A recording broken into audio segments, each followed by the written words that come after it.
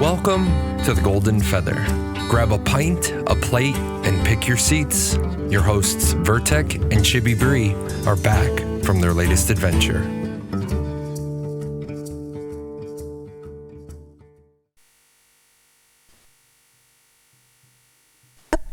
Hello, everyone, and welcome back to another episode of The Golden Feather. I clearly did not click the unmute for that one specifically. Today is May 21st, and we have podcast number 80, Sounds Exciting, featuring Jahlon. Hello, Jahlon. How are you? Hello. Hello. I'm doing 80. You guys have been doing this forever. I know. It's crazy. Feels that way sometimes. Then other times I look up and like, nothing. Nothing's passed. It's like yesterday. Right? I mean, the Golden Feather Tavern icon all the way up above the chat says established in 2019. I can't believe it's been 2 years already. Yeah. So here we are, 2 years later. Didn't think we'd get quite this knee deep in, but certainly we're gonna keep going. It's been a fun trek. It's been a fun trek. Welcome in, Phoenix Fire. Thank you for the sub renew. Appreciate that. And all the other people. Wow, the bits. Thank you, Theater. Thank you much, Theater Elf. Thank you. It was you. Oh, glad you got fixed on Frog. Who this man? Who is he? Who he is? He looks like a supreme leader of the Vex. Oh God, that never ends. It never ends. Oh man. Oh, gonna go on forever. Yes, it probably will. Dirty Puma started that about 2 years ago, and it just won't stop. Oh man. Some things are too good to get rid of. Oh man. Oh, is that in emotes I recognize from Amelie? Nice. Welcome in. Liam with the party raid. Welcome in. Hello, Liam. It's a wild Jahlon. It is. I snagged him from his show, and then I said, please join us. Shoved him in the corner of the pub. Oh no. You didn't have to shove. You promised free drinks, so that brings me running. Right. It's free with a caveat. You got to talk a lot. Okay. Everyone petition for dual wield shields, please. I'm in. I would be so in for that. Alrighty. Well, not that you need to do this, because I'm sure like 90% of the people here know who you are, but would you mind introducing yourself for us? I'm Jahlon. I'm the Ashes 101 guy. I am the guy that streams all the time, answering all the new people Q&A. So that's me. If you're looking for answers, you can bother me pretty much all the time. And for those of you that don't know, he runs ashes101.com, which is above him. So there you go. Can I tell you a secret? We are planning, based off of a Kickstarter back airing thing that we did for TV, you need to shave. What? Oh, not nice. I'm confused. But are you pregnant? Oh no, Z, I'm not pregnant again. Stop it. Every time I say I have exciting news, she's like, "You're pregnant." I'm like, "No, I'm not." No, calm down. Not today. Not today. Down. Sit. Calm down. Breathe. But we backed a thing called Tavern Tales, and we wanted to basically morph it to fit the Ashes of Creation community, and we decided that we were going to have Jahlon School of Teaching as one of the areas that you could go visit. So what is we're this? Gonna take a bunch of our friends in the community and add them in somewhere in there. Yes, indeed. Nice. School of Teaching, yes. Oh man. Tavern Tales hardcover in PDF. I hadn't heard about this one. It's fun. It's like a little it's like a side stop between tales. I guess the person who created it ended up created the little tavern thing as a little side thing to do when he was between campaigns. And so because it would be different people with different campaigns, it would be helping out and taking part in between major campaigns. It was a conglomeration of a bunch of different side stories. So they just started one thing that's just a bunch of side stories based around a tavern. Oops. Nice. Yeah, sounds perfect for us. Yeah, exactly. Not late at all. And also, welcome, Sunfrog. I must say, our condolences. We hope that you're doing better.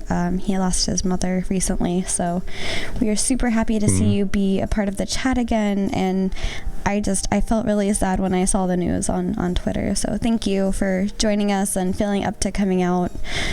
Definitely welcome back. We've missed you, friend. All the hearts for Sunfrog. All the hearts, please. All the love. Hello, Cadwin. Welcome in. So some podcast updates. We will be live streaming off and on during the Alpha 1, as most of you know. It was pushed back to July also. But some exciting news is that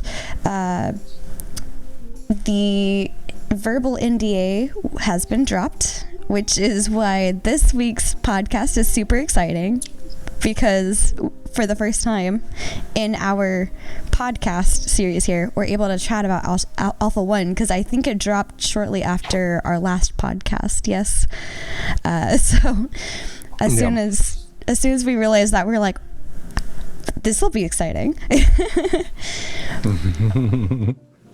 Aside from that, again, we'll be moving soon, just as a reminder, but it shouldn't affect anything. We're actually planning on getting ahead. We're actually almost caught up to current episodes.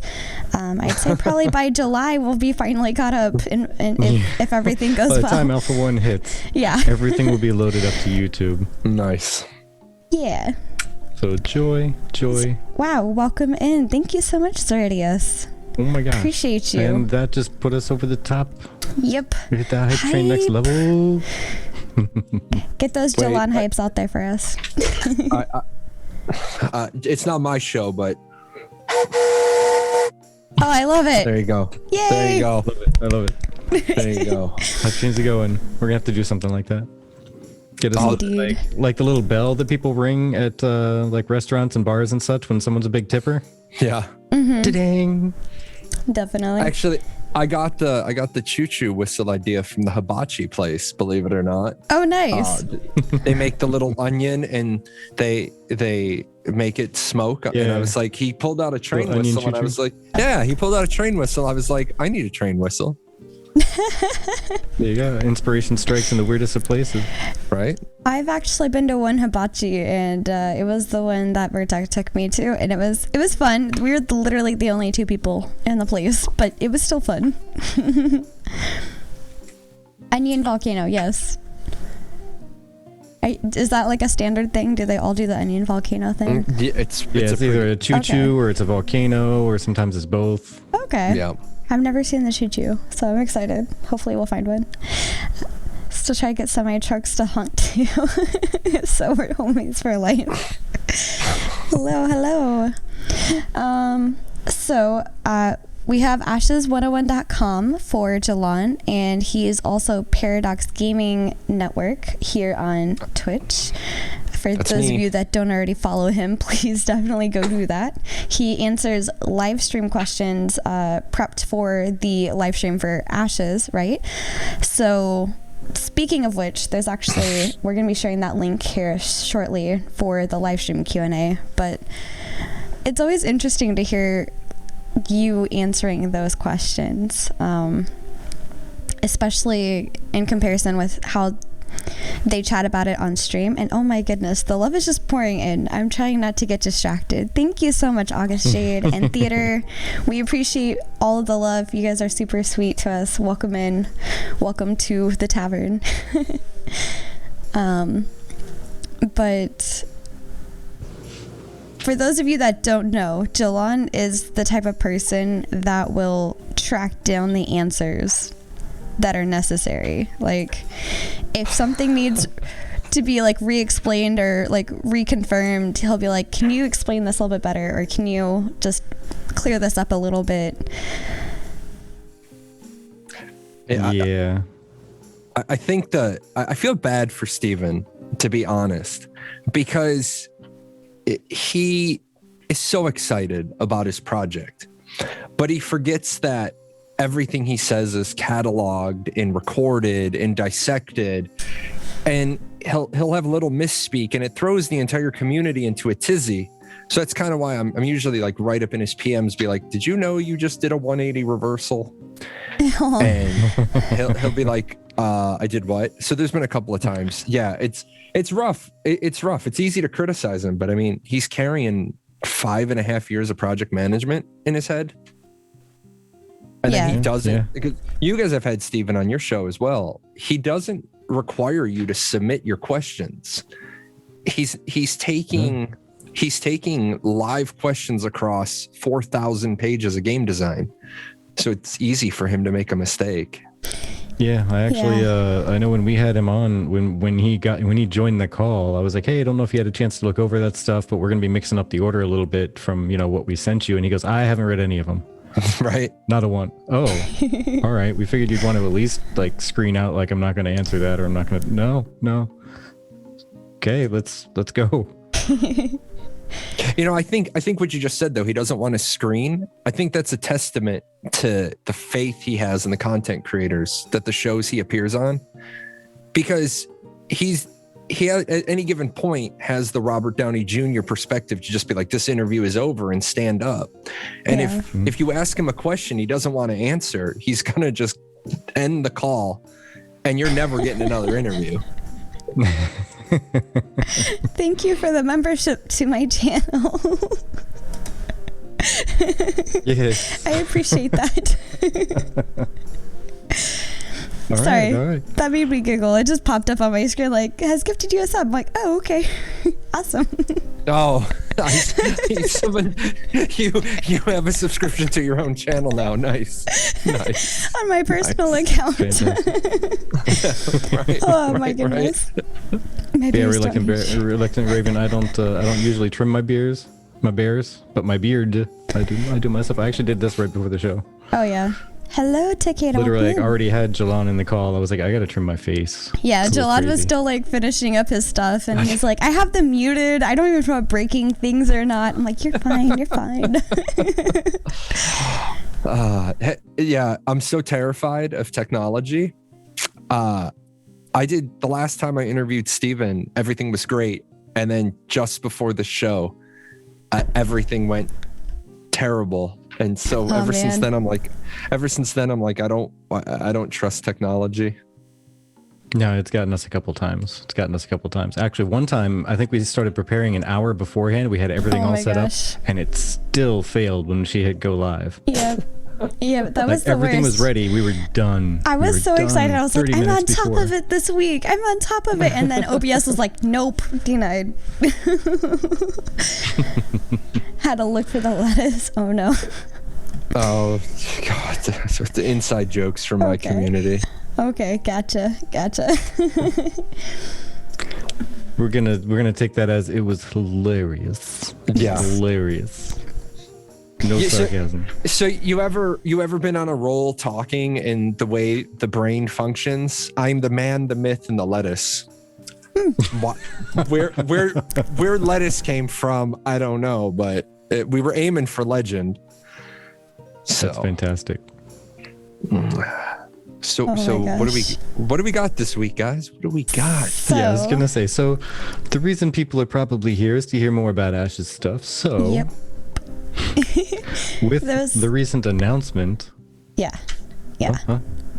Just there was a lot. If we were scouring the forums for things to talk about, and the general synopsis of everybody is my Alpha 1 experience, right? Yeah. Mm-hmm. So we figured let's make this week let's just us talk about our testing experiences. Like, yeah. You, sir, have you been through the alpha stuff?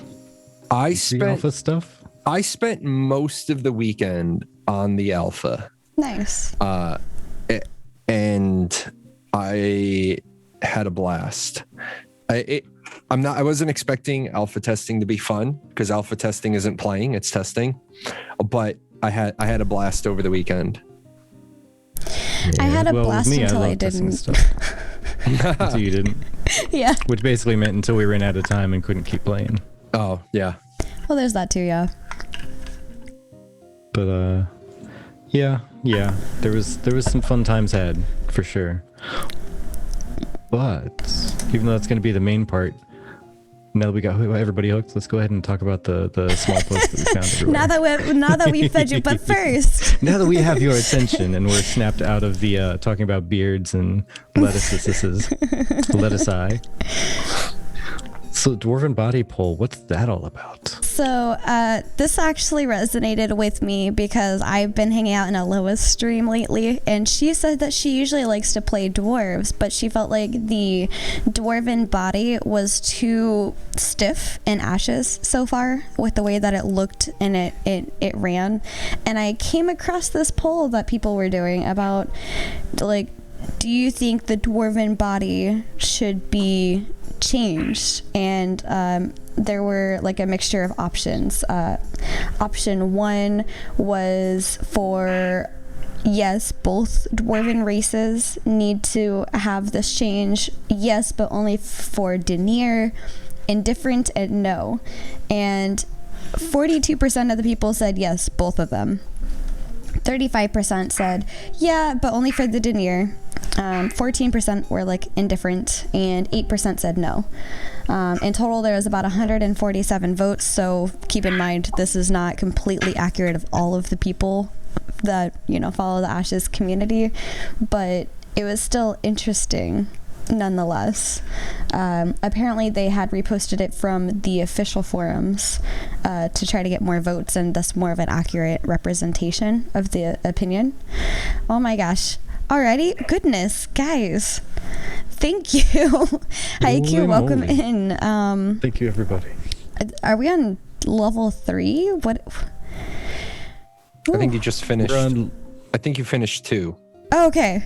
We're on level bigger than 1, which is fantastic. Yes, which is amazing. And we thank love you. People. Nobody wants the Nikua chunky Samoan style dwarves. I guess not. I'm not sure.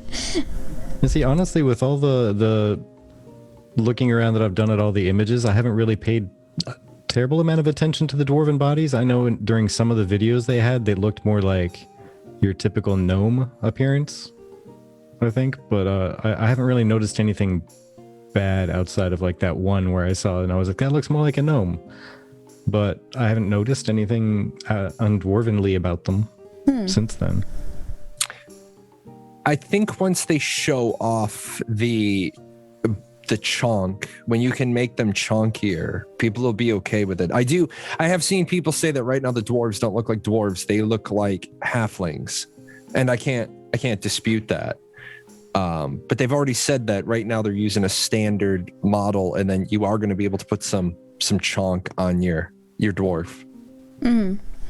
Which is dandy. I mean, it makes sense. I mean, they're kind of using a couple standard assets, I do believe, here and there, while they're knowing that they are standard and they're looking to replace them. So I did not know about the dwarven model. So hey, that's food for thought. Yeah, definitely. And to kind of reflect some of what some of the community is saying, Mobtech saying, I like the Nikua. I think that's the right body type, but for Denier. And Aloha kind of was saying that she would probably play Nikua, but not the Denier. It's kind of like a Smurf body. At the same time, will the current dwarves be able to be made thinner? See, my question is like, is this base standard before we get to play around with it? Because I believe they said it'd be fully customizable, so as skinny or as chunk as you would like them to be. There is a min-max for height and width. So each race has, you can't go, like, I can't make my Renkai the size of a dwarf height-wise. And there is a max big and a max small. However, they haven't given any more detail beyond that. That's fair. If I make a dwarf, I'd probably make it the biggest dwarf possible. Must be a short, heavy, stout person. And nobody would know if I'm supposed to be a dwarf or just an overly large human that likes his turkey roast. Oh my I gosh. like the fact that the dwarfs do the flip when they jump. Oh yeah. That was a cute little And- animation that they added. Yeah. Oh man. So also, what's this? You hear about combat being tested? Leaks from Steven? Leak from Steven. Oh yeah. This was somebody got permission to cut and paste what Steven said. You got to read it from the bottom up. Oh no, they actually reordered it from the top down. I think a lot of people that are freaking out about Alpha 1, I think this was who did this? It was this Sonic, I think, did this. I forgot who pulled this out. But Yeah, Sonic explosion. There has to obviously be some stuff. There has to be some stuff that stays in the NDA channels. Hello, Sonic. Welcome in. Sonic says, no, sorry. It's still ordered pretty poorly. My bad. Oh, yeah. Yeah, I see it. It's like each cut. But anyway, you can at least see that. The creative director is talking to the people and that combat is on the list. I think it's at the very bottom of that. Thursday's test will primarily be focused on the rubber banding. People are excited. They want the combat testing, but you got to have the world built first. If you're getting rubber banding, then the combat data is going to be useless to them because they have to throw it all out because the rubber banding issue. I know people want to test the fun stuff. Well, no, let's be honest. They want to play the fun stuff. Yeah. But we gotta test the boring. We gotta test the mundane first. You gotta make sure it works properly so the fun stuff's more fun. Infrastructure has to be able to support all the fun stuff so that you don't get, I mean, honestly, when you really think about like rubber banding and that type of thing, like you can't really test combat if there's delays and some people are unable to make contact and such. Yeah. I'm actually excited because I believe one of the things that were listed there is that some of the future focuses are going to be on diverse types of combat. And that the combat changes will be within the next few weeks, and that it'll be a bunch of different stuff that we're testing. So I know that a lot of the feedback that I've seen personally is, oh, the combat needs work. Well, let's fix one thing at a time. Let's stop rubber banding first. Let's stop randomly falling out of the air or being pulled back in the same like loop. Yeah, swimming in the sky, things like that. Why would it be invalid just because of the rubber banding? Well, in my experience with some of the rubber banding, it pulls you back where you were, so you're not actively staying put and fighting for one. What's another example? It's also basically reminiscent also of there just being delays and latency in the system. Well, also because you're testing and you're getting data from the non-expected condition. So yeah, I mean, I think I got killed by a shifty coin guy only because I rubber banded past him 7 times and I couldn't hit him, but he could hit me. Oh man. So when you get into a situation like that, somewhere in their data it says, okay, this guy killed a player character his level, but the truth is he didn't. When I rubber banded, he got a chance to hit me. I never got a chance to hit him. Yeah. So you got all that data that's happening with the rubber banding. You just have to throw it out because it's not the testing condition that you want. And then when they fix it, and what did they say yesterday? They fixed some of it and they found more. Yeah, pretty much. Yeah. Which, I mean, that's kind of expected to happen. That's, I think, like the number one thing that's being tested for right now. And also when you put out that post about here's all the things we're looking to test in alpha, that was the number one stuff. It was the servers and data and how it reacts on the servers, how well it flows and all that, how well it can withstand all the players. So I like what Thother says. Thother says you don't test how well a boat floats when you still have holes in it. It's a good comparison. Oh yeah, XP debt to mobs you can't see because you're a rubber banding. Also not awesome. I mean that's a problem as well. NPC AI was persisting in the game even if the NPCs died. Yeah, that would. Yeah. That'll do it for sure. That'll definitely do it. I agree. I know that previously he had hinted that the NPC AI was affecting the problem, but not exactly how. I know at one point during the test they said, hey guys, we found out part of why the rubber banding is happening. However, it will not be fixed in a short amount of time. It'll take overnight. And that was the night that the servers went down early. But then the next day there's virtually no rubber banding. So it was nice. It was just the server restarts were a little meh to deal with, but at least they had a fix temporarily until they could look deeper into it. And a thing some people don't factor in when they think about this is there are some lead people and there are some key people that started at Intrepid and they're not there anymore in the engineering piece. And so McP, one of the best in the industry, it's like that line from Jurassic Park. How many lines of code are there? About 2 million. Well, there's one engineer who's no longer with Intrepid anymore. So McP now has to go through and see all of that stuff happening. He has to see the big icon like, oh, this is a bug. I mean, it's one thing for the guy to be expected to go through and read it all, but it's another thing for him to be like, I didn't know how the hell that was supposed to work. It just has always worked. Now it doesn't work. Now I see it. Now I can go fix it. Yeah. Which makes sense. Ha ha ha. You didn't say the magic word. You didn't say the magic word. My other favorite thing about sorry, go ahead.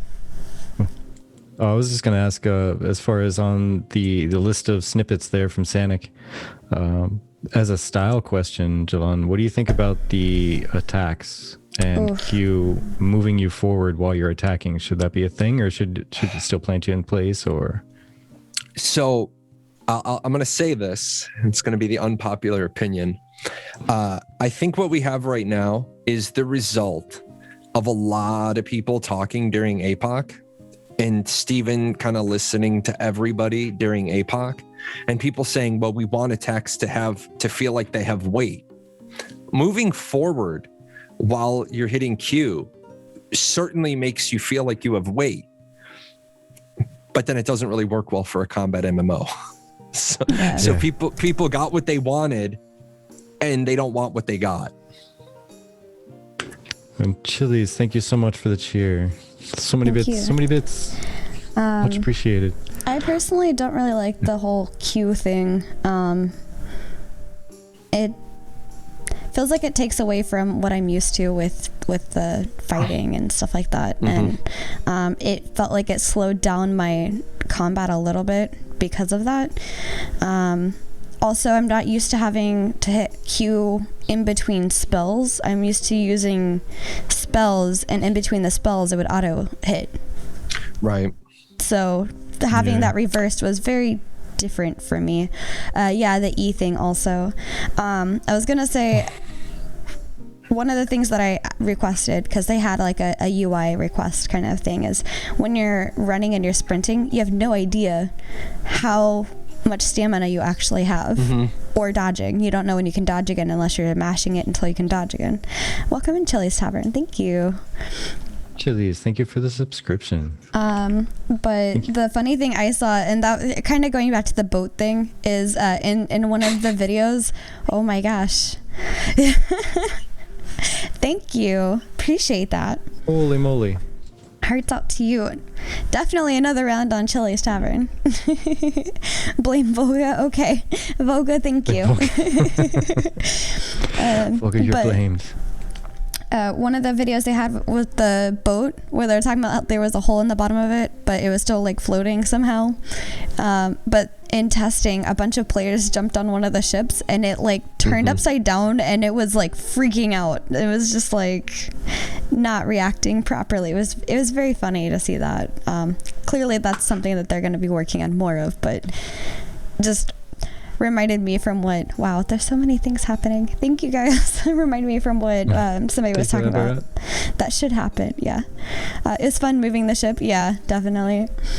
Thank you so much. Abrat, welcome in. I saw somebody ask if Intrepid should stay with hybrid combat or should they move to just tab. Yeah, I was gonna go grab that. I'm kind of excited to see what goes on with the hybrid, to be honest. I just personally, I'm not a fan of the Q thing. I'm really not a fan of the Q thing. Like having to hit something as quote unquote your auto attack or like continuous attack.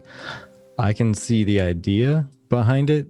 I just wish it were more skills instead of just a single button that just forces you to attack, because it's uncomfortable. But I definitely don't like the moving forward part of it. Did you feel like it has weight, like make the character stutter or something when you hit? Did you switch into action camera? Yeah, Z. I did. It felt weird, and I just never went into trying to make it like really practice it, because BDO felt really weird when I first played it too. But I got really used to it, and now it works. It works really well. It feels good, but it felt really odd when I first tried it. I will say that going into the action camera and getting off of Q and being able to use your left mouse button, I was really impressed with how they've done the hybrid mode camera.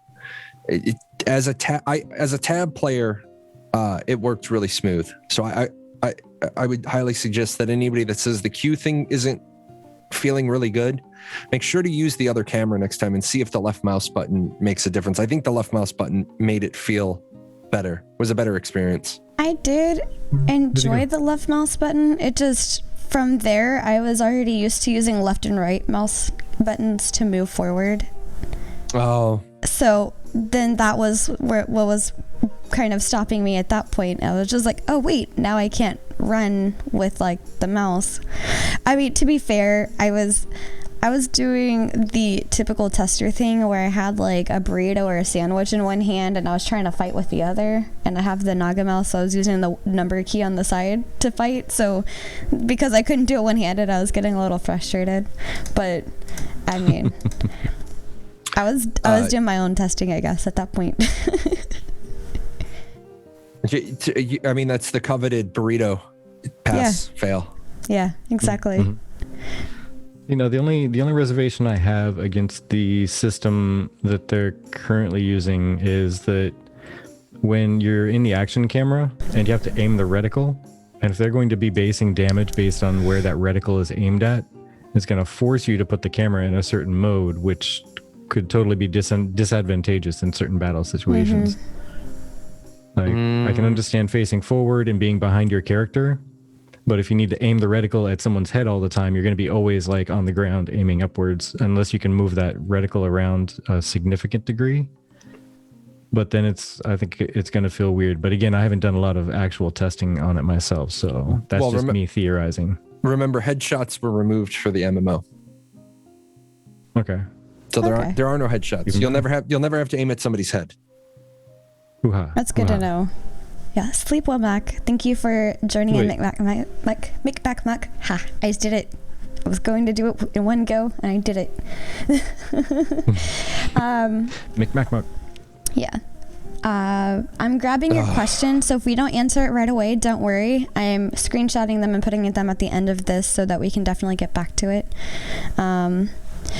You do realize it's still in development, and as I hate this slightly too, need to feed this back to them, maybe give them some examples of other games that have action that we do like. Yeah, and that's the purpose of the forums for testers. That's why they have that. This is where I get to be the really unpopular guy. A lot of people didn't listen to Steven's definition of action. A lot of people in 2017, 2018, 2019 heard Steven say action, and they immediately said BDO. And for years, I said, no, Steven doesn't mean that by action.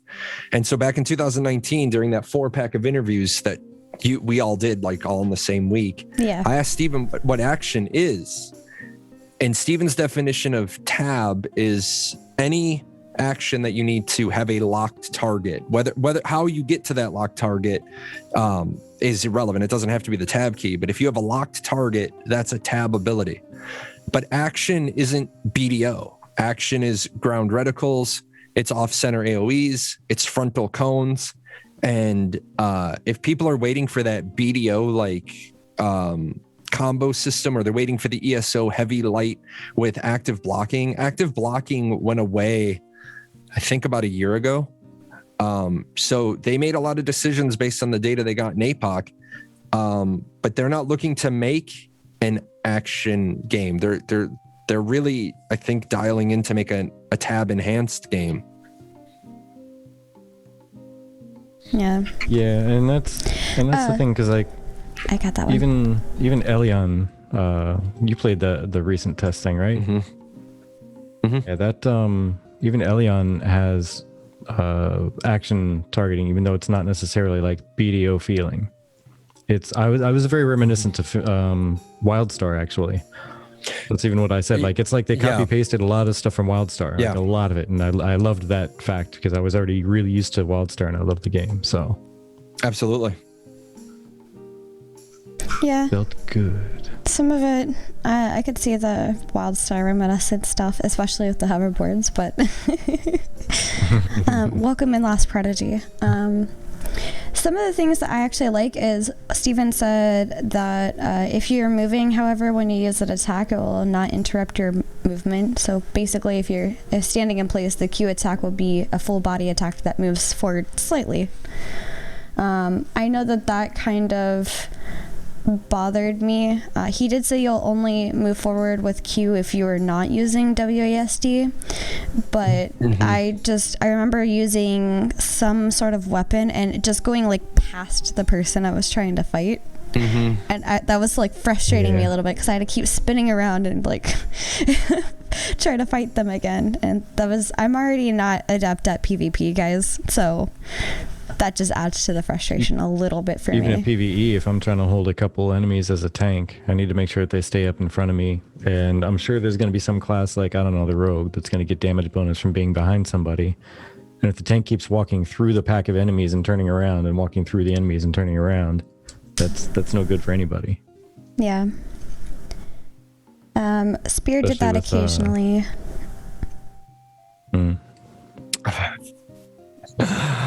Build a wall and New World will pay for it. Oh my gosh. I like it. But I guess one other post thing I'd like to share that we found, which actually a lot of people found, was Mr. Waffles posted up a video, a really, really well done video that kind of documents the testing journey from day one of testing all the way through now. Yep. Did a really, really fantastic job with it. And actually got a lot of people checking it out. I watched it just today. I've been busy putting a whole lot of work in, so I didn't get a chance to watch it a couple days ago when he posted it. But if you have not seen it, it's worth a watch. If you have not been able to play any of the alpha stuff, definitely worth a watch. This guy gives so much detail, it's bananas. Yeah. Sorry, I like Saint's comment. We have the man that has provoked Steven right here in our chat. But to be fair, Jahlon did say he was looking for a written statement from okay. From Steven. Okay, there it was. I set the boss up. I set the boss up. I should have asked him in private for that, and I teed him up. And I own that because it was my fault that Steven made that comment. But in fairness, I think all the people going after Steven on the Reddit afterwards, the analogy I gave, or the story that I gave, is it's in high school, you give somebody an arm shove as they walk past you and they don't respond. That's it. It's over. Or it's when you give somebody that arm shove and everybody starts chanting. Well, then Steven turned around, and because people were upset, Steven took a little cheap shot at their game. Steven then had to make a professional statement, which was like a one-punch knockout. People made a big deal about it, and it ended up being worse for New World after Steven had to make the professional comment. The unprofessional comment was just, it wasn't even an unprofessional comment. It was a gamer talking, and then it got blown out of proportion. He has to make a public relations comment, and he knocked New World out. Yeah. And it wasn't even like the original statement wasn't even like that overboard anyway. It was almost like a friendly gamer taking a jab at somebody who's like, come on, do better, man. What is this? Yeah. Exactly. Do better. And I think we forget Steven's a human being, and he's a gamer, and he's a game developer, and he's a CEO. Yep. Oh my gosh. Chili's, holy cow. Thank you, Chili's. My lordy. We're going to dedicate half of a bar tap to you or something. I don't know. Yeah, pretty to much. be like Chili's choice, and that's going to be like the 3 draft beers we have there. Oh my gosh. So, that's what we have to do. Up. Oh man. Oh, holy cow. Thank you for the cheer also. Oh my gosh. Super appreciate you. Nah, just come over to the tavern and have an ale on me. Sounds good. Absolutely. Yeah. Grab a couple. And Basil, I see that, but however, from my perspective, reading Steven's words, I saw a gamer, not the creator of Ashes of Creation. I saw a gamer that was excited about another MMO and was let down because of all the pay-to-win stuff that's going on right now. I know a lot of people are really upset over the pay-to-win stuff that's happening. Yes, Mobtech, I have your question over here. We will get back to those in a bit. I promise. I have it screenshotted. You have not been forgotten. I got you, friend.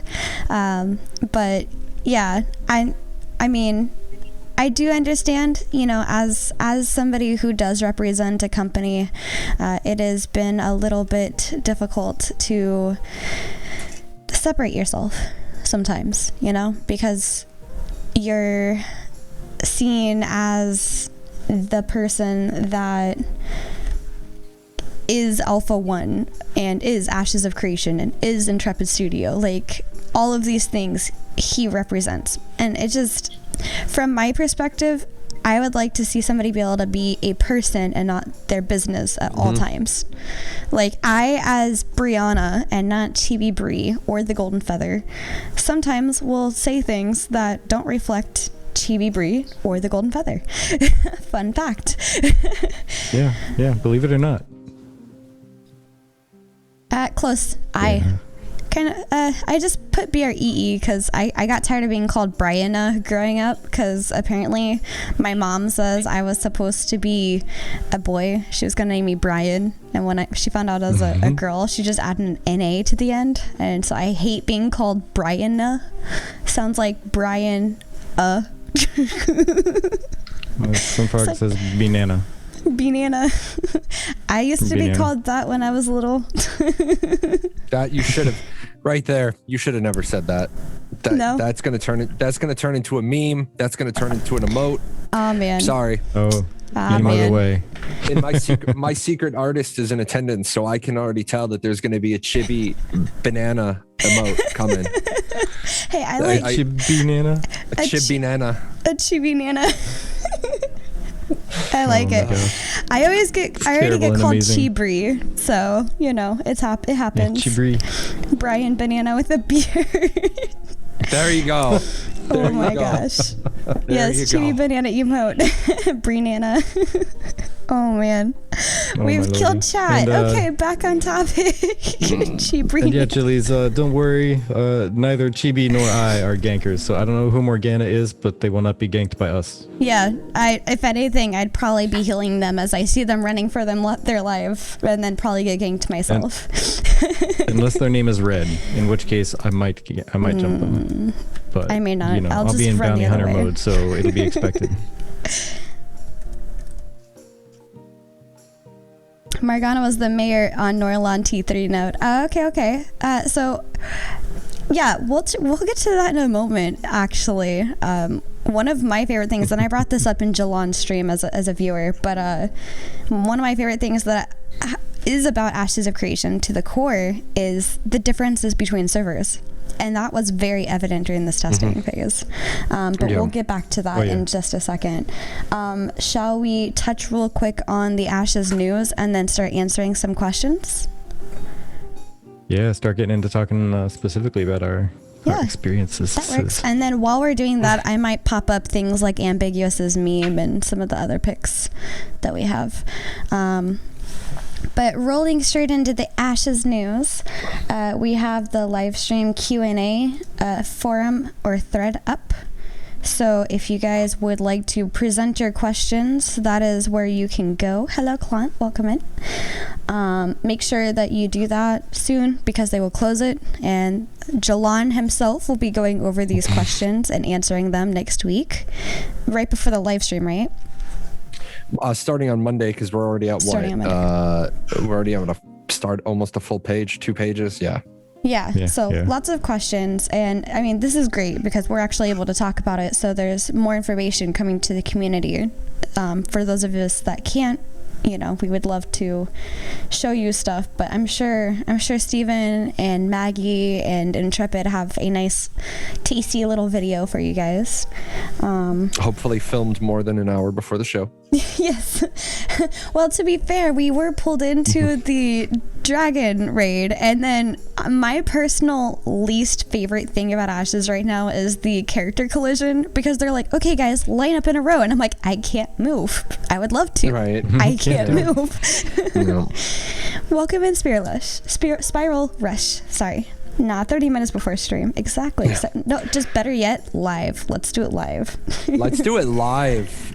Well, so actually, how much fun would that be if they did a dev stream live and they were like, okay, we're going to jump over to and hope that nothing goes wrong on the server? Yeah. I don't have a lurk emote, but I will get one put together. I've seen a couple of other people, so I have an idea. But enjoy your lurk, Feather. But, yeah, your question, sorry, about live streaming the raids and stuff like that going forward. I mean, they are going into their new office, right? Yeah. So. The live would be scary. It would be at this point. It would be kind of scary until they get all the server issues ironed out. That's fair. Yeah, they should be in the new studio by the end of June. Yeah.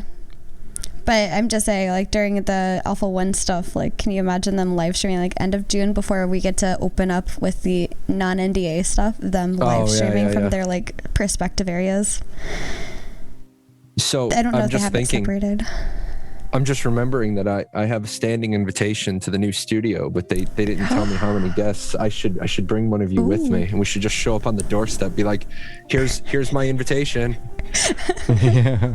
Ready, set, go. I would love that. Yeah, we know they'll have a fan art wall. That's right. Oh my gosh. Knock, knock, we're here. Knock, knock, we're here. That's right. You bring them all donuts and ice cream and other snacks that will draw them away from, maybe not draw them away from work. We should probably not do that. Yeah, don't drag them away from work. Yeah. I have a permit. You two company tour, we'll please. Bring them snacks that they can eat at their desk without using their hands, because their hands are going to be busy typing. Oh my gosh, that'd be like a slushie. Have a slushie. Here you go. Here you go. And a crazy straw, because we're fun. I'm gonna grab that question. Last Prodigy, we'll circle back to your questions as soon as we're done with the news part of this. Let's see, their live stream, did they say what day that's going to be yet? I believe it's the 27th at 11 a.m. Sorry, 28th at 11. 28th at 11 a.m. Their usual Friday, right? Yeah. Okay. Yep. Chopstick friendly snacks. That's a good idea, Lord Bucko. Their team building dev discussion. How did I forget that? They have a new dev discussion out. Hey, super, welcome in. And it's about team building. So what kinds of activities do you like to participate in with your guild outside of the game? How about you? Because you own a guild, Jahlon. I am with my guild, believe it or not, pretty much like 24/7. Yeah. There's always something going on our Discord. We're testing a lot of games lately. We were testing a lot of games. We were just testing Fractured. A couple of us did Elion. A couple of us did Sword of Legends Online. But I mean, for a good example, my community is more than just the guild. Like somebody posted in our Discord, hey, I just built a custom PC and I'm having a boot issue in BIOS. And there's another one of my community members like, here's a better place to go. Nice. You know, and so that's what we do. We team build all the time. Like we have inside jokes that travel with us no matter where we go. And you know, that makes people happy. I think you need to build a community before you build a guild. Yeah, I agree. Yeah. Because having that community helps the guild continue living, you know. A community or a guild without community is just a thing that has a bunch of random people assigned to it that may or may not work together well. Nice. Like I've met a lot of my guild officers. Like I was still active duty in Ohio. One of my guild officers drove from Pennsylvania to Ohio just to, you know, meet the guild leader. We hung out. He met the guild officers that lived in Ohio. Nice. So I mean that was kind of cool. Whenever I go down to Orlando, there's usually one or two people that are like, yeah, I'm down in Orlando, let's meet up. So meet up with somebody on the city walk at Universal, have a drink, have dinner, just meet people out of the community. Yeah, once upon a time I was in a guild that was actually based around being local to everybody else. So nice. It was like right in like the Maryland area. And there was about 4 states worth of people that were within a 30-minute drive of each other, and we'd go and hit like Dave and Buster's every once in a while. Oh, Dave and Buster's. I actually have yet to experience a guild like those. We have something like that with Nexus at the moment, but you know, with COVID and everything, I don't think we planned that stuff. But pre-COVID, because we were on the West Coast and so many people are all over on the East Coast, and I think now we have people in the EU, we do like movie nights and stuff like that, so it's pretty fun. We also tested Elion with our guild recently, so that was pretty fun. That was when I was like shockingly coming back and being like, hey guys, I think I like PvP. Just a little bit. But I only really like it when I'm with a group. It felt like I was raiding, but instead of it being a bunch of AIs, it was a bunch of other people. Oh, that's how I tell people. That's what I tell people that are afraid of PvP. PvP is just PvE versus smarter AI. Yeah. And that's actually what it felt like. And I was always scared of it because I didn't have like that guild community to experience something like that with. Growing up and playing World of Warcraft as part of my dad's guild, my dad was the guild leader, and he called it Dragon's Blood, and it was very active when I first joined. It was probably back when I was like 13 during, I think, Burning Crusade or the one right after it. But that one right after it, their most successful one, that one right after it. I don't remember, because I remember like Cataclysm, but I don't remember the order. Like I joined at the very end of Burning Crusade when the new expansion came out, and I just I thought it was Lich King, but I wasn't sure if that was before or after. Somebody queued her up with the answer. We were gonna play charades. No. Put her in the hot seat. What is it? But you have one clue and 30 seconds. For most of Lich King, I was trying to get up to level because I didn't live with my dad. I visited my dad, so I rarely got to play. That's how we bonded, was playing World of Warcraft together.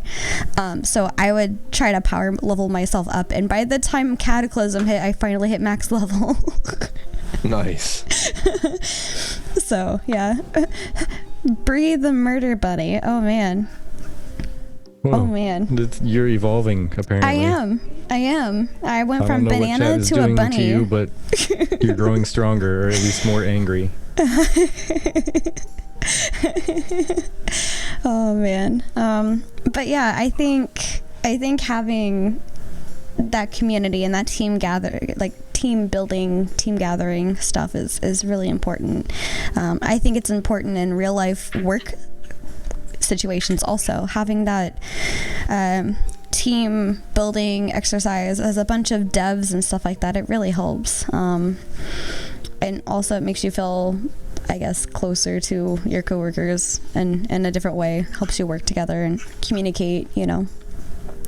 And Vertex Alias watched a murder bunny and he creeps up behind you. Oh man. I don't know what you're talking about. Oh man. I would never. So I'm gonna flip this back to community spotlight and not fan focus, because we're gonna talk about Ashes of One. Yep. Ashes of Creation Alpha 1. Ashes of One. Ashes of One. Ashes of One. We're gonna talk about Ashes of Creation Alpha 1 stuff, and before we get too far into that, we'll answer some of your questions, and then after these are done, we'll queue up the next questions.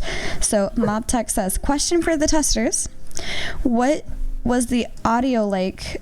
Combat audio, impactfulness, environmental sounds, still placeholder stuff, or was it immersive? I have an example that I'm going to wait till after you guys go to share, unless you're Is it the thinking ocean of something. one? Yeah. Oh my gosh. Or is that what you're going to say? Yeah. You can say it for me, though. That's okay. I'll queue up the next question. I don't think placeholder or immersive have to be mutually exclusive, but yeah, of course it's placeholder. Mm-hmm. It is easier to match sound to animation than it is to match animation to sound. Mm-hmm. With that said, though, they're using placeholder stuff, but I felt that the placeholder stuff they were using was immersive. I didn't feel like I didn't feel like the sound mismatched. And there was different music. There was different music when you went to different places, so that was kind of cool.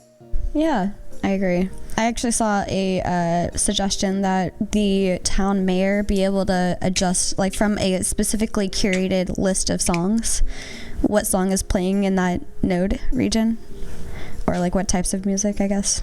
Okay. Thought that was kind of cool. Yeah, and I can say with most games, I typically judge the sound immediately when I jump in the game and start doing stuff, and I go, oh, well, this is really good, or this is really bad, or this is average, or what have you. And then I don't judge it again until I notice something. So it's got to be either really good or really bad for me to really pick it out without specifically paying attention to it on purpose. And there hasn't been necessarily a test geared around the audio, like, hey, tell us about this or that, so I haven't paid that much attention. I will say that it sounded good. It sounded better than average.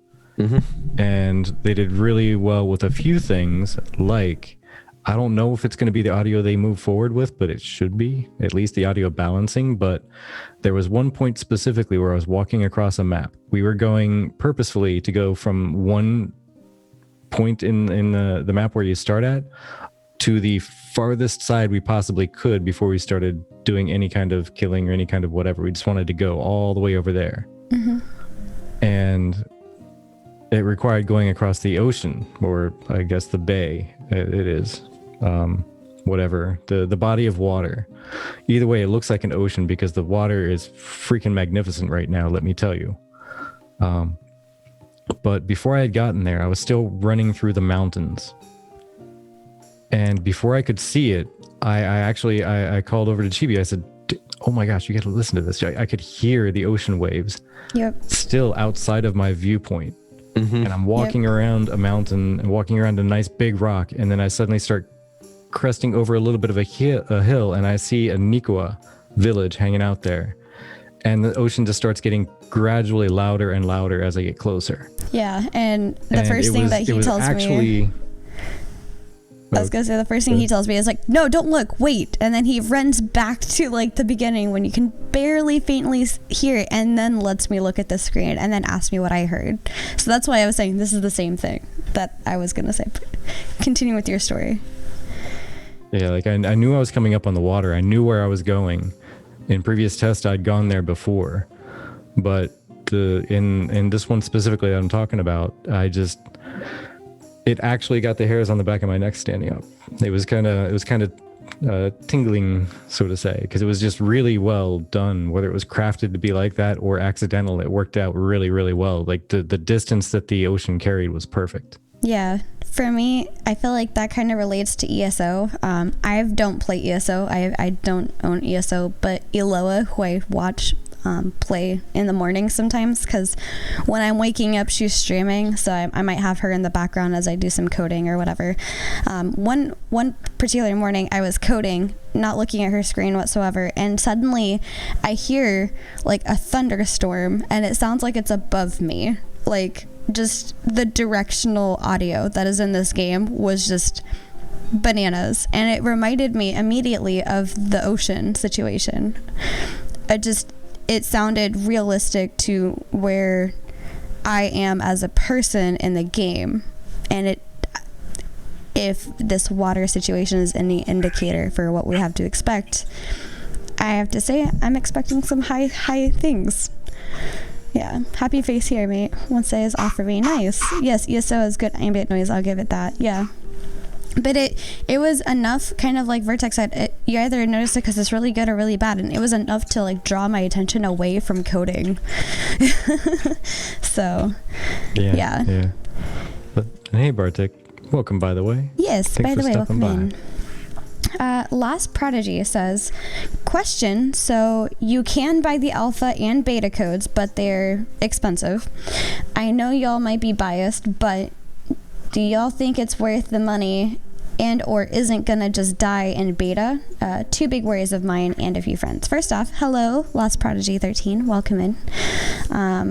To start this one off, I think it's worth the money specifically with alpha if you're planning to heavily test this. $500 is a lot of money, but as other people have said, it's a good threshold. You're not getting the random high schoolers that are not going to take this seriously. You're going to get the people that know that they're spending a chunk of change and are therefore going to make sure that they're giving the feedback that is needed during this case. Now, that doesn't mean that you guys as an audience can't do that, but that those of us that are testing it live and are feeling it live, you guys will be able to see things through our streams that maybe we miss or something because we're focused on other things, but we'll have obviously a different experience than you will since we're physically playing it, in my opinion.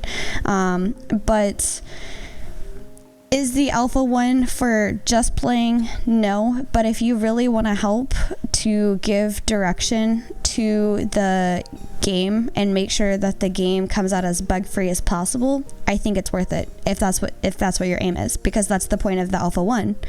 It's to get these bugs out and to go with the base direction of the game. So alpha 2, beta 1, beta 2, those are all for not core things anymore, right? I think alpha 1 might be somewhat core, but not as core as alpha, or alpha 2 might be somewhat core, not as core as alpha 1. I need to slow down when I talk, man. My brain just goes way too fast. But Jahlon, what do you think? First of all, anybody that thinks that this game is going to die in beta, I think what we've seen is you've got a CEO and owner of a studio who's now pledged $45 million of his own money.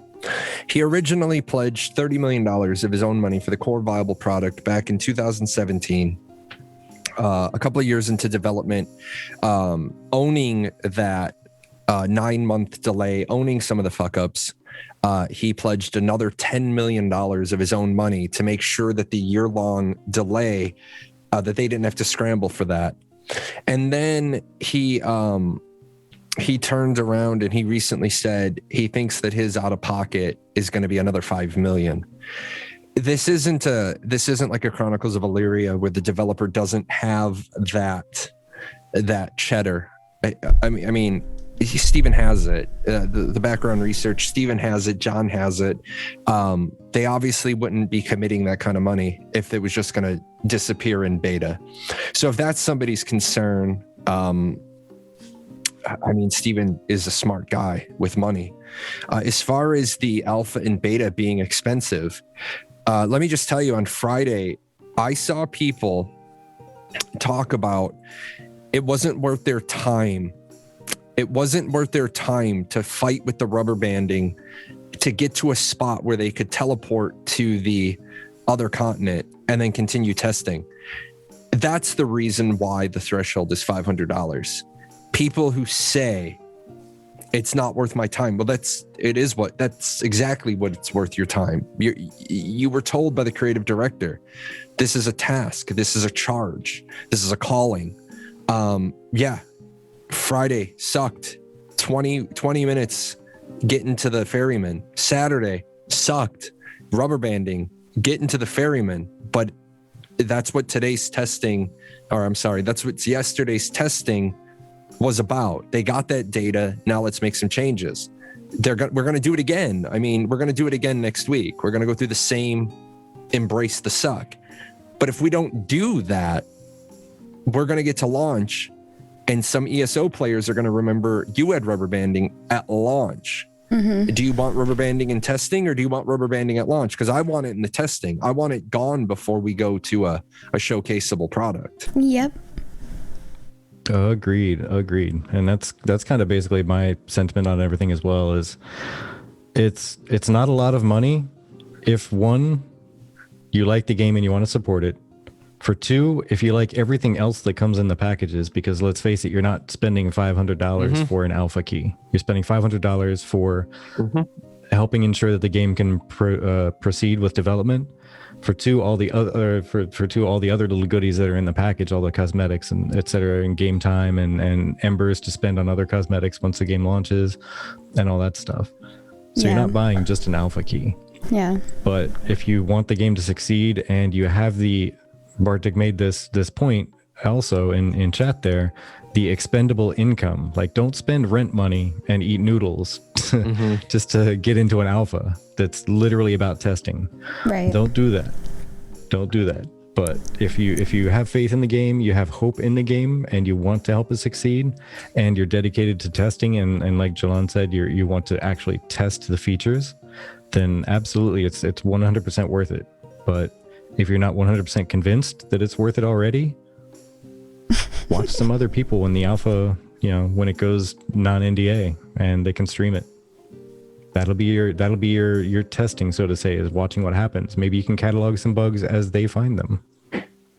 Hey, as a matter of fact, we could use a live bug cataloger while we test stuff. Yeah, right. No kidding. When we're streaming, we'll get a bug catalog person while we just test everything everybody in chat wants us to test. How about that? I have faith in the game. I just don't have 500 in cheddar. Yeah, exactly. Yeah, and it's the case for many. Nothing to be ashamed of. I mean, it's not cheap. It's definitely not cheap. It's not like just $20 buys you in. Yeah, and I mean, as countless other people have mentioned, and no problem, Lost Prodigy. Sorry, to kind of follow up on, I'm going to interrupt myself to do this. Lost Prodigy says, thanks for the honesty. It helps quell some of my worry about the game. I understand testing can be rough, so thanks for the honesty, especially Jahlon. And I said, Jahlon's the perfect person to go to for these. Jahlon will give you 100% the truth, no matter what. No bullshit. This is a family friendly, but we do sometimes curse on here. So just, that's why we put the PG-13 rating, not like the G. But my bad. Oh no, you're good. I'm just saying it marks itself as for mature viewers, not just whatever, because we get passionate. We just want to say, yeah, Jay is very blunt. Yeah, PG sucks anyway. And I'm just trying to keep up with all the things that are happening in chat right now. But yeah. Oh, I have to apologize for you. I have to apologize to you for that. I keep dropping you off with it's a lot different doing a show with 100 people, isn't it? Oh yeah. they run you ragged. I'm like, wait, there's a thing I was reading and now it's gone and I gotta go find it. Yep. And that's why I started taking screenshots. The Walking Ashes textbook. I agree, Dante. Pretty much. I have bum drop all the time on here. Yeah, pretty much. Uh-oh. What I missed? Faisal's charging me money. Uh-oh. I won $5, he says. I don't know. But Are you gonna be the bug tracker? oh, that's a great question. You're gonna be our live bug tracker. I'm sure that we could find a live bug tracker on Fiverr for $5. There you go. Magisto, Give you $5 an hour to sit here and watch us play games. Yeah. Just catalog everything for us. I'm totally not offering that as a job. I'm just saying it's a joke. we can't offer anybody a job. Sorry. While I do this, Jahlon, what days and times do you stream for the Last Prodigy person so that they can come to you for questions? Oh my. So I stream on Mondays at 4 Eastern, Wednesdays at 10 a.m. Eastern, and Fridays at 1 Eastern. I rotate my show because I have EU and Oceanic friends, so. And they are just as important. Yes, gotta say they are. Once in a while. Yeah. Also, congratulations, Reluctant Raven, on your marriage. You didn't tell us that you got married, but I did see you get yelled at for not being on your honeymoon. So I kind of put 2 and 2 together. Congratulations. Yeah. So long as you're entertaining, I'll do it for free. I don't got nothing going on from 17 to like 2100. Nice. All right. XP All right. yeah. I like it. We'll take you up on that. Can we expect the 3 of you to stream Ashes on July 1st? Yes. Askin. You did tag my butt, but I still see it. But 7th, yeah, not July 1st. 7th, sorry. I just saw July and I went yes. But Sunfrog wants to know if we can shoot dwarves into a cannon or load dwarves into a cannon and shoot them over a wall.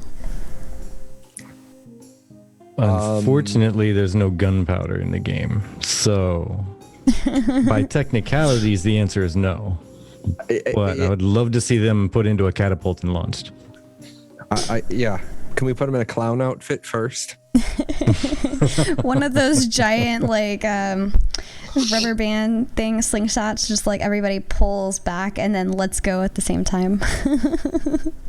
Grintog, welcome. Got to strap like 5 torches to them so we can see little multi-pointed tracer flying through the air. There you go. Just sorta. I love that. Jahlon's super entertaining. Just don't argue about stupid stuff with him, or just let us get popcorn first. Get the popcorn. Yeah.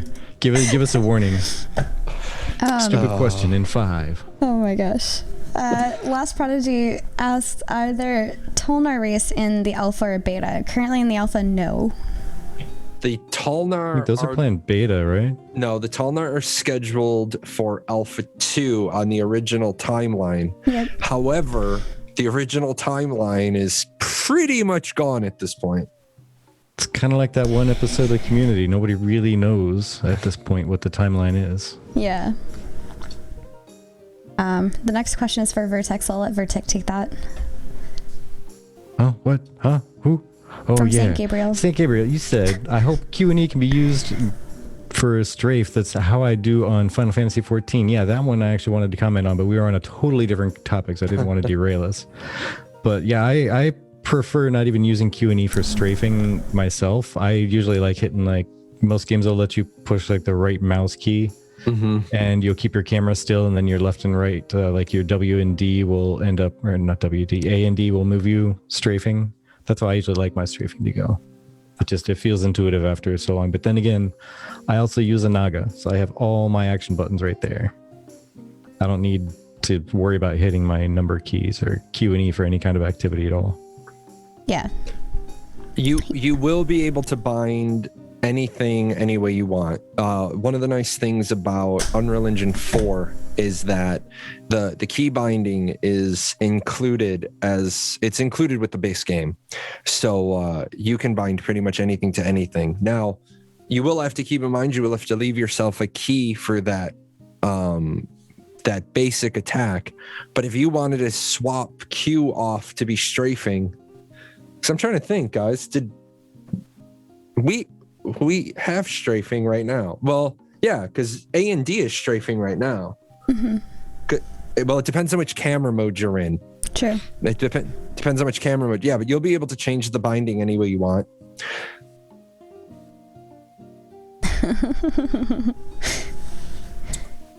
Sorry, I'm reading the chat.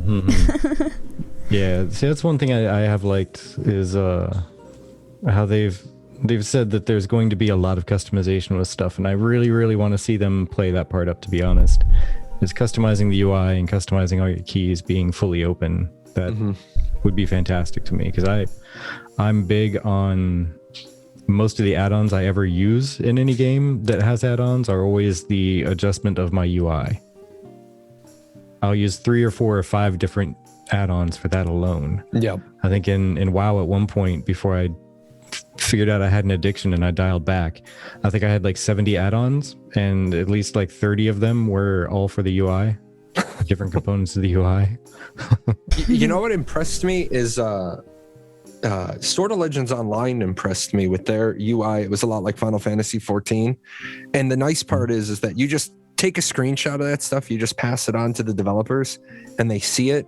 But I know the UI artist and the user experience person that they have right now has a lot of experience over at Blizzard, worked on Diablo 4, worked on the Battle.net launcher.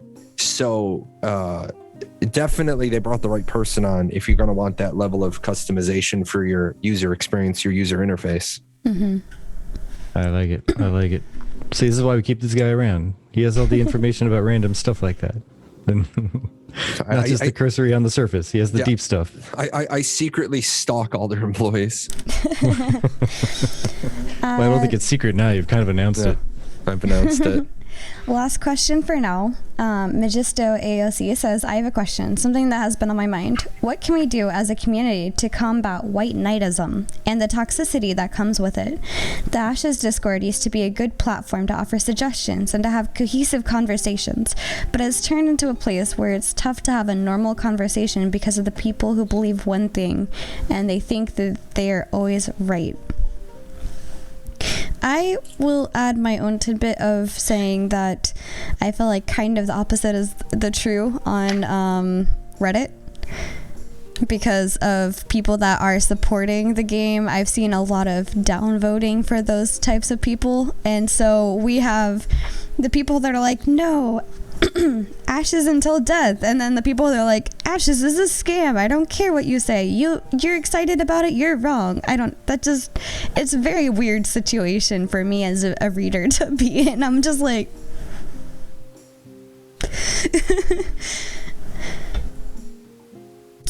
I say it on my show all the time. I'll say it here too. White knights are far more dangerous to a community than the most toxic of visitor. And I say that because white knights are supposed to be the free army that defends an organization. The problem is so many of the white knights we have in our community are actually, they believe they're charged by Steven to act a certain way. And the truth is Steven would never charge us to act like that. I remember I have my official dub of I am a white knight of Vera from Steven when he was at Milton's, and he wrote it on a placemat. There are people that want to argue points that Steven has already conceded. That makes the community look bad, because white knights are supposed to be white knights. They're supposed to be pure. They're supposed to be bias free. They're supposed to provide you factual information. But sometimes they got to step to the side and say, I'm going to let you through because you gotta go see the wizard behind the curtain for that one. Yeah. But just the other day, there was a discussion on the Discord about Head Start. And without devolving into that discussion, Steven has already admitted that they recognize Head Start has some pay to win elements, and they're mitigating it the best that they can. But there are some toxic white knights who want to just argue the point that it's not pay to win, and they get nasty about it. But the truth is the creative director has said, this is pay to win, and we're going to mitigate the pay to win. But you got these white knights over here that are like, it's not pay to win, it's not pay to win. It's like, you're not even heralding the creative director's vision at that point. You're making excuses, and you make Ashes of Creation look bad. I think those people are far more damaging to our community than the people on the Reddit who downvote every content creator's post. Yeah. That's fine. We know what Reddit is. We expect Reddit to be that way. As a content creator, I expect Reddit to downvote my stuff. It almost is to the point where a content creator shouldn't even post their stuff on Reddit anymore. Let somebody else post it for you. But man, the last couple of weeks I've been distracted, and the Discord is just, Magisto's an OG. Magisto been around since 2017. And if Magisto feels like our Discord is deteriorating, then maybe some people need to realize they're part of the problem, not part of the solution. I've felt like that for a little while, which is why I've kind of distanced myself from Discord, you know. I'll kind of hang out occasionally, but I won't really chat as much as I used to. Yeah, I'll swing by very specific areas of the Discord, but that's about it. And that's mainly because of that issue.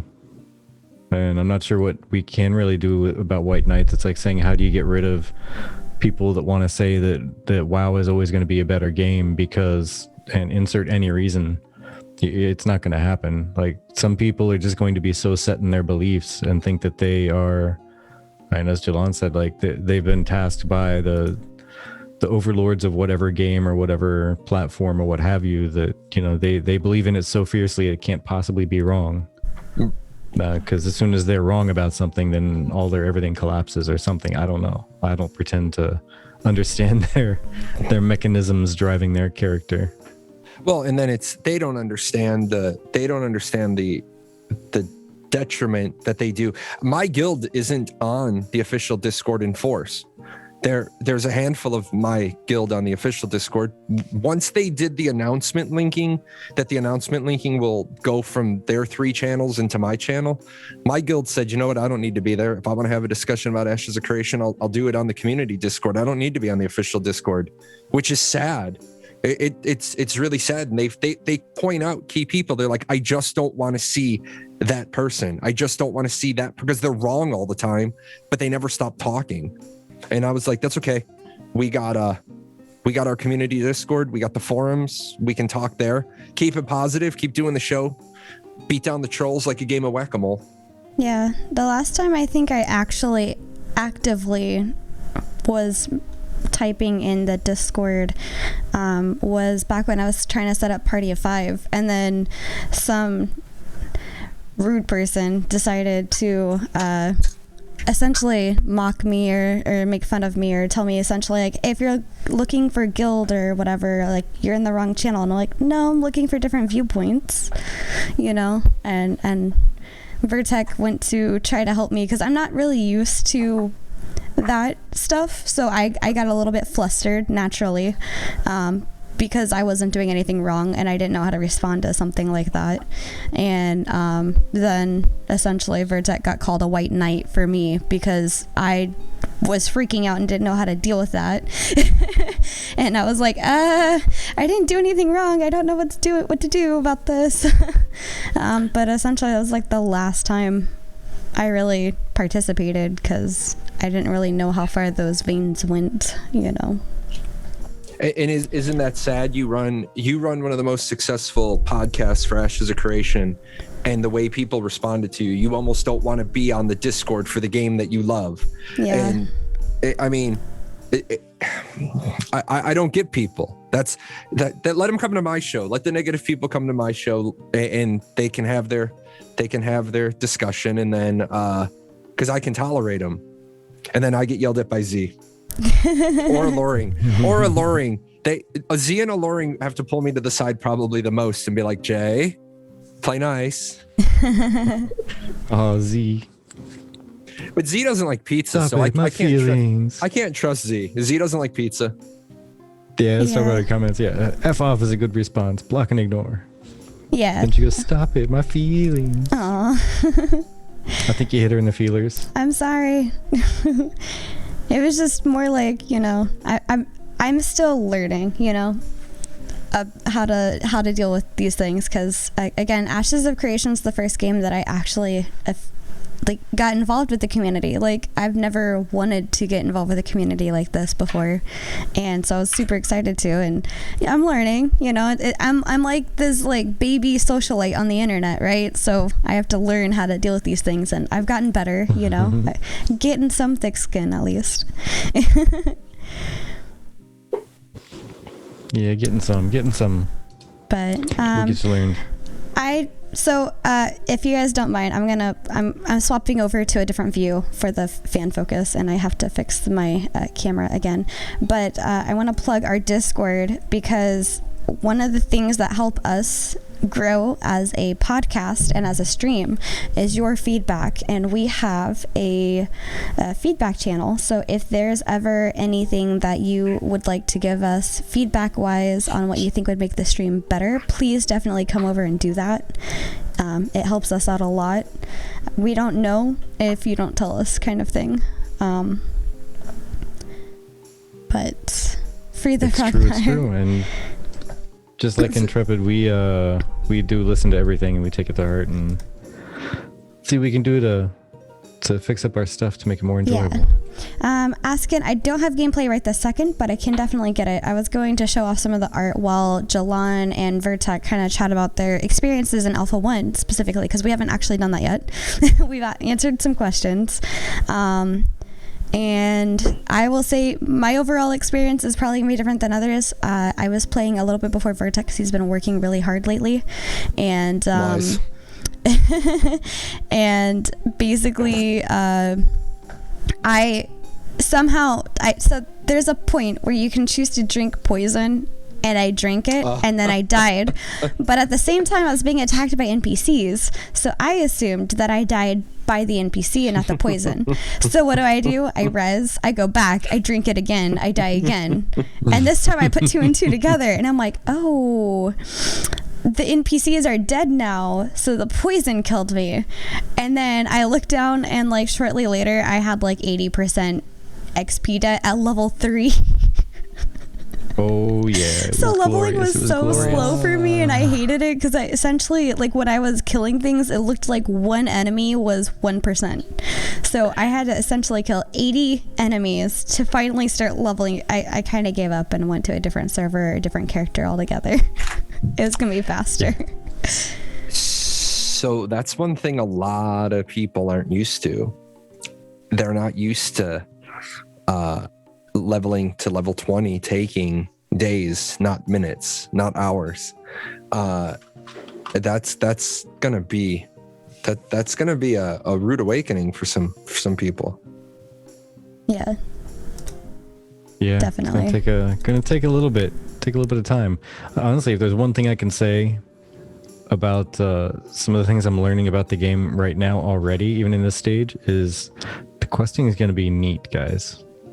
And for one, you're going to need to read what some of the quest givers say. Like, I don't want to give away some of the quest plot points, but let's just say someone will tell you something about a quest that you don't get from reading the quest as you're out and about. After you walk away from that person, it makes you think you can do something, but if you do that, it's not gonna turn out well for you.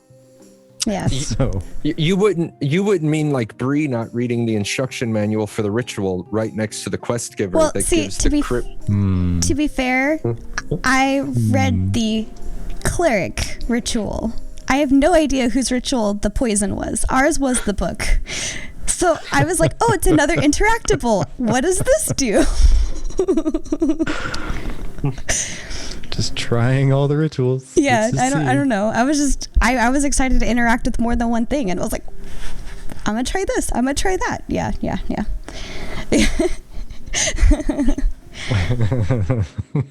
But yeah, this is Cam's. But yes. I really wanted to share this because, Steven liked it too. So. Well, of course Steven liked it. Look at the size of that Steven head. Yeah, I was gonna say, look at that big old Steven head, front and center. But yeah, I definitely with that one quest. Oh, are you playing the audio too? Nope, I have no audio. I put it off on purpose. It was really loud. Okay. Sorry, Cam. You guys can listen to it. I didn't want to talk weird. over it if it was actually playing the audio. I didn't think you were, but I wanted to make sure. Yeah. But yeah, definitely you're gonna have to read the quests. You can't just like fast forward through them. At least read them once on one character so you know what is up, or else you might get a surprise.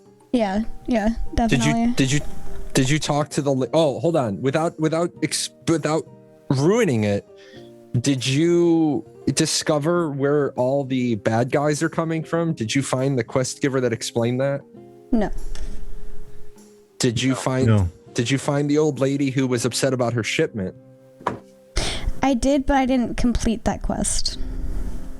So I don't want to give out too much, but let me say there's no idiot lights. There's a quest here light, like Final Fantasy 14. There's all these NPCs, but 6 of them have a exclamation point above their head. Nah, you got to talk to everybody. And some of them won't have a quest for you until after you've done somebody else's quest. This is like old school, like you have to try. There's no make it easy. Mm-hmm. Yeah, there's 2 quest indicators that I've seen. The one is they're going to have a green nameplate if you can get a quest or turn in a quest to them. It doesn't say which. It's not like a question mark or exclamation point. It's just, hey, this is an important person. There's even like green names that don't give you a quest. They're just important people to talk to, and that's it. So if they have a green name, you might want to talk to them because they're important. And after you get a quest, you can look in your map, and while your map is pulled up, you'll have something marking like, hey, this is your destination. That's it.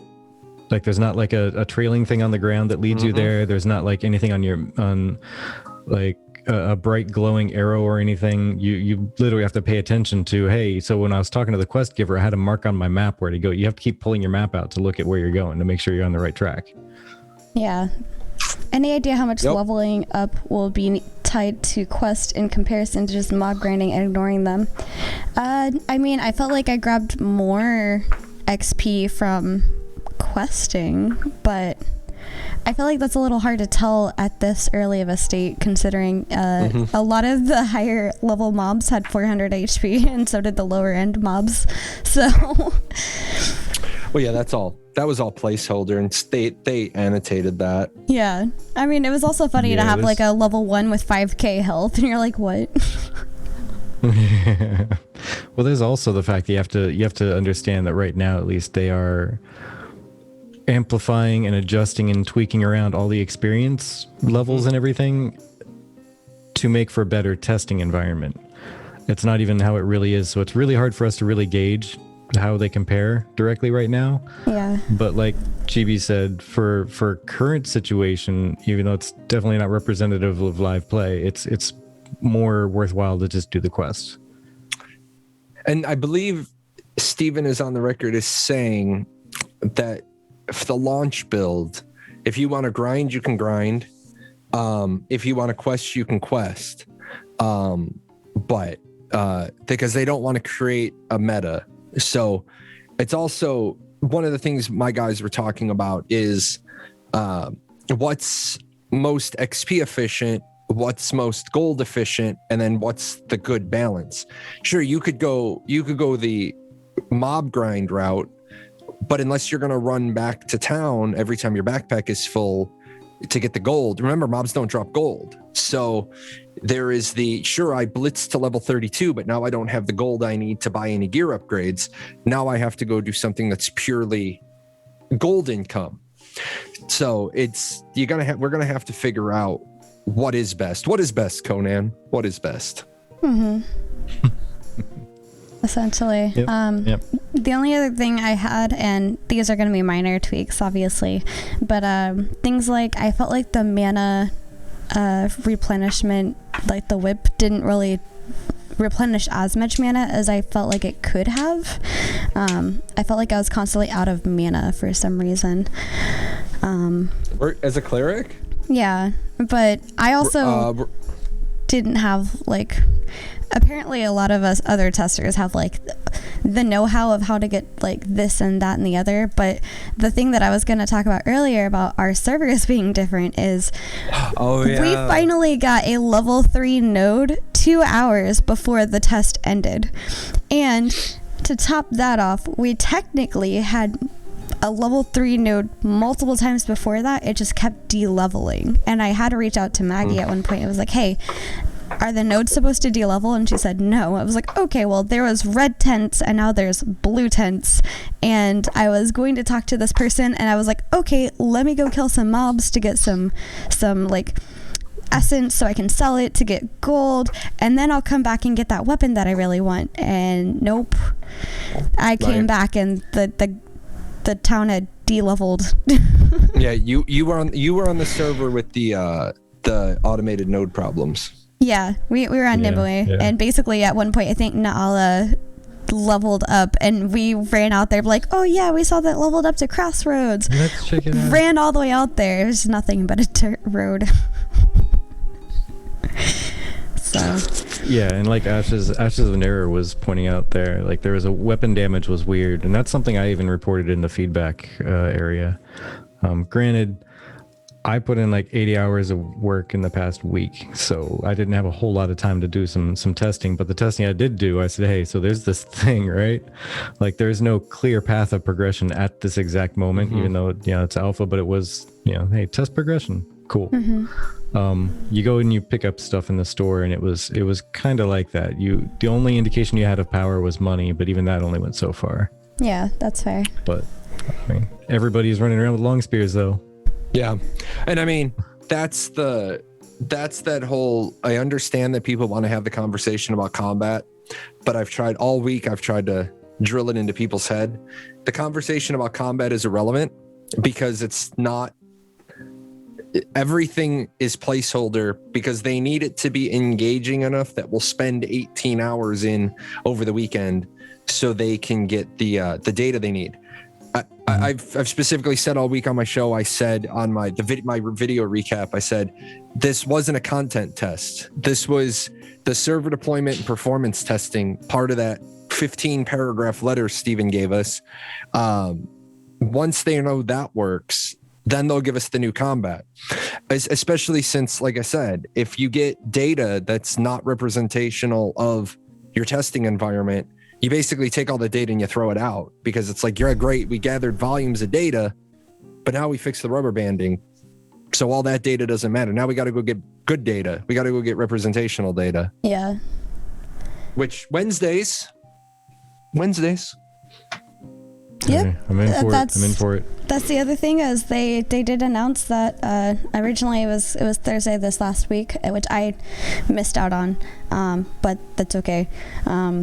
But it'll be Wednesdays going forward, which I don't know. I think it's a good time to go ahead and wrap up the stream. And I saw that Super asked for a shout out for Bartik. Bartik unfortunately had to cancel his D&D streams on Wednesday because of this. And because of the testing on Thursday, we had to cancel the one shot that we were planning. So obviously testing affects our schedules in different weird ways. 0 to 10, rate the Ashes graphics. Oh, I don't think you want me to rate it because I'm kind of biased. I would definitely say a 10 or a 9 at the very least. It was the graphics that got me to back Ashes, and if you see the first mage they showed versus now, oh my gosh, way better. I would reinforce my own 9 or 10 just from the difference between original to now. They're steadily getting better. Like the dreadlocks I showed. Like I'm liking the hairstyles more. They're getting more realistic looking and stuff like that, But 7, yeah. First mage face is legendary. Yeah, I agree. Oh yeah. Indeed. But the graphics overall, I really enjoy them.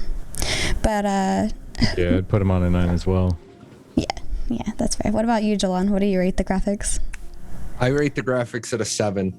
Okay. Because I've been alpha testing for 20 years, and I know that I know full well that what you get in the early alpha testing isn't anywhere near final form. Oh yeah. And so I don't want to call it a 9 because I know I know what this engine is capable of, and I know a lot of the people on their art and animation team, so I know what's coming.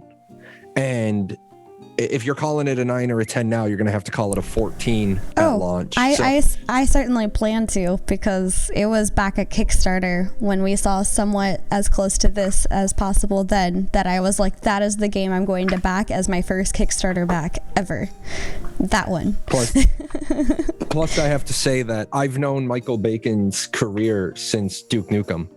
And so knowing that, I don't think they could have had a better person at the helm of the environmental art than Michael Bacon. And that's being able to pull up a list of a bunch of other environmental artists and go to different games. And the fact that Bacon's on this project, you're going to see some twisted stuff by the time it's all said and done. When you get into those biomes that are high magic, high fantasy infused real world biomes like the corruption area, that's going to be good stuff. I agree. Yeah, I can't wait to really see that. But I guess I should add the caveat to my 9 is kind of taking into account that it's going to have some optimization and some, second, third, and fourth passes over some of the art. Because it's definitely they've already said that they've only put like a pass or sometimes 2 on some of this stuff. Right. So absolutely going through, and once they optimize, because right now, I mean, I was using an absolute garbage card from like it may as well have been 100 years ago. But I did a slight upgrade on video card and it's already looking a lot better. And I watch it on hers and it's so much better on her computer. Lordy.